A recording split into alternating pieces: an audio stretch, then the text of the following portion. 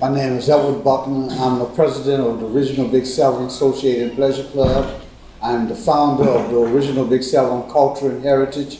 And one of our programs is the Red Flame Hunters All Youth Indian Tribe.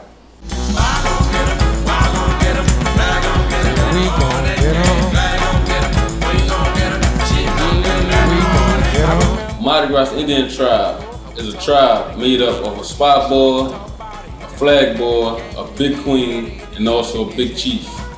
I'm Big Chief Tugga of the Red Flame Hunters Mardi Gras Indian tribe. I'm 22 now. I started with the Red Flame Hunters. I was about 11 years old. One day, Ed was seeing us, me and a bunch of my friends. We used to be catching the little chickens that's running around. He seen us, he stopped us, and he said, "Hey, y'all wanna be some Indians?" At that point, I didn't know what an Indian was. Well, I knew what it was, but I never thought about being interested in being an Indian. And from that point on, I just been doing it. The things we do as a Mardi Gras Indian, we dance around, we sing around, we beat our drums, our tambourines, and we have a party. And we sing our spiritual songs as we pay homage to our ancestors. I think a lot of our civic leaders are part of the New Orleans culture. And the Mardi Gras, the Black Masking Indians in New Orleans plays a strong role in each community that there's a Black Masking Indian tribe. And young men like Big Chief Tugga, is a shining example of how young people join the tribe, become a member and really work at it, but then still go to school, because we're pushing education and that young people educate themselves so they can be better than a lot of other folks have been in the past. It's important that we continue to teach the young people here in New Orleans how to sew, also how to play the instruments, how to become brass band members, become part of a band. And even if they can't really play that good at first, I can tell you a lot of guys could play. That's all somebody got to do is keep encouraging them and keep pushing them. Making a suit takes a lot of time, dedication, frustration, and sticking your fingers with the needles, and you might see blood every now and then. But getting the sequence and the beads and the canvas and all that kind of material, it takes a lot of funding for the first part. But the main thing is patience. You gotta have patience when you're doing it, when you're sticking. Over the years, I've been doing it for about almost 9 to 10 years now, so I made about nine suits so far. Every year they get more intricate, every year.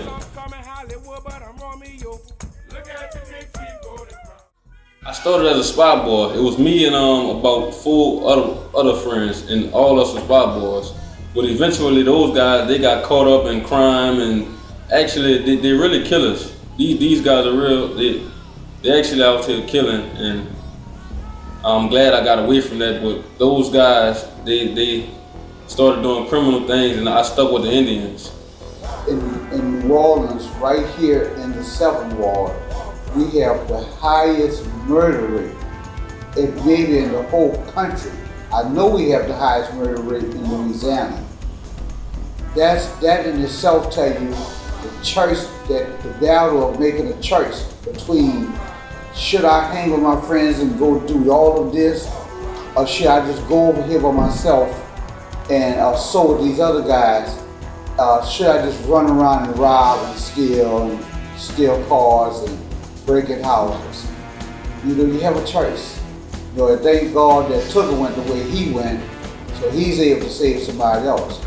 Without the Indian culture, I probably wouldn't know what I'd be doing right now, man. Without that needle and thread kept me out of so much trouble, man. The needle, thread, the beads, and the sequence. I'd probably be on somebody's corner selling some drugs or something right now if it wasn't for this Mardi Gras Indian stuff, to be honest. The New Orleans culture, it can bring kids in.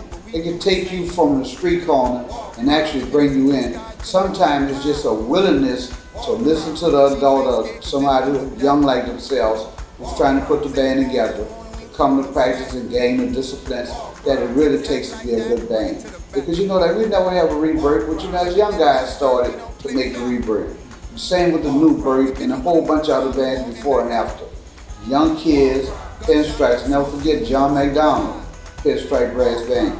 Young guys picking up the horns and stuff, It's like Tugga started sewing, and his after Tugga, I don't know if Tugga might have played PlayStation 3 or 4 or 5, because I ain't never really seen him play that.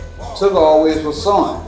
So you know when the other guys were playing the Xboxes and 360s and all that, Tugga sewing, you know, concentrating on his beading and stuff like that, getting better at beading.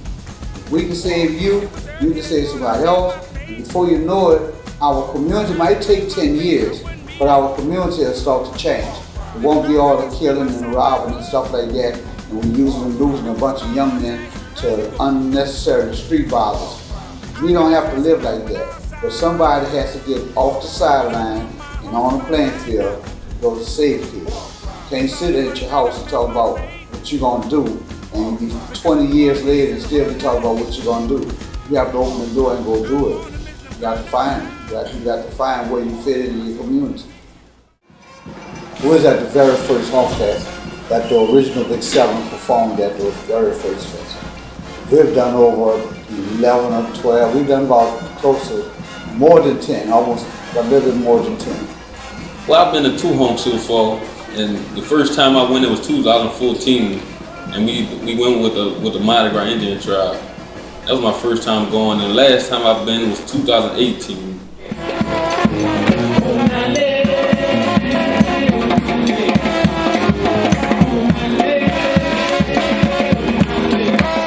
Oh man, I never performed in front of all those people, and when we were singing, the people was actually singing and dancing with us. Like they knew what we was talking about.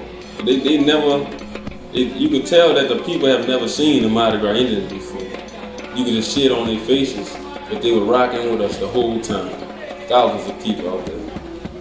The connection, like I've always liked connection with Boston, with the guys like Reed and the guys there, because we were able to take John Michael, Marshan, and Sam and Troy and a couple of guys up early on when it first started. Now those guys are going back with their own bands. Then turning around later, we were able to bring Big Chief Tugga and the Red Flame Hunters up. And that was a bunch of young men from New Orleans. So the exposure we're getting with HONK to bring young kids up that's actually doing the actual cultural neighborhood stuff in New Orleans, to expose them to a bigger avenue of musicians from all over the world and to give them a stage to perform on there. It's just something that some of these kids was counting how many black people they see. You know, here in New Orleans, black people's everywhere. Yeah. And these guys ain't like never not seen black people somewhere. Right. And you know, they went to looking like, you know, where they at, you know. So every time they'll see one, they'll count. There's somebody different, they black. And you know, when they come up with just 5 for the whole weekend, you know, I said this was a cultural shock for them, you know. But that's why you take them and travel. That's why you do things like that. Yeah. Because if you don't take them to see it or expose them to it, they don't know. We just do what we do here and bring that, and they love it. And thank God they love it. You know, they love what we do. But HONK has supported what we do here in New Orleans. They have been a supporter of original Big 7 from like day one when they started. They called us up right after the storm. We went up there and we performed, and they have really been a supporter of our group. We'll be back. We'll be back. We want to see y'all again, HONK. Love y'all.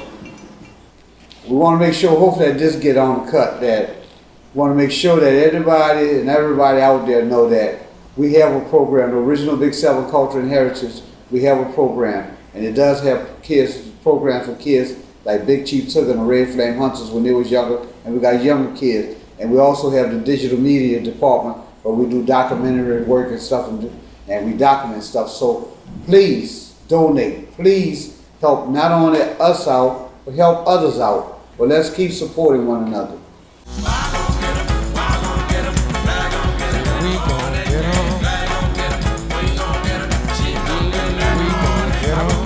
HONK on. Keep honking.